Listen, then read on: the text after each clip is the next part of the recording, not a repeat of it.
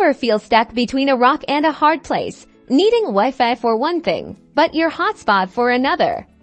Today, we're diving into the surprisingly possible world of using your hotspot and Wi-Fi at the same time. First, let's understand why you might even want to do this. Imagine file sharing on your home's Wi-Fi network, while simultaneously using your hotspot for a specific app with better latency on your phone's data connection. This parallel connectivity opens up several possibilities. For Android users, enabling both Wi-Fi and hotspot is generally straightforward. Just go into your settings, find the Wi-Fi option, and make sure it's toggled on and connected to your preferred network. Then, locate the mobile hotspot setting, usually under Connections or Network and Internet, and turn it on as well.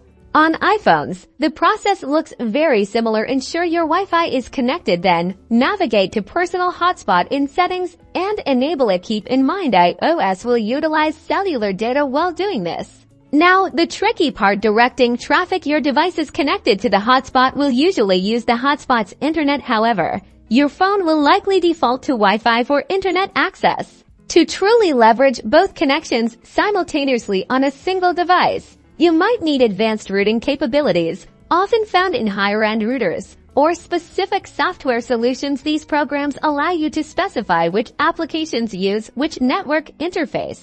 So, while simultaneous Wi-Fi and hotspot use isn't a simple one-click solution on every device, the possibilities it unlocks for specialized network needs are pretty exciting.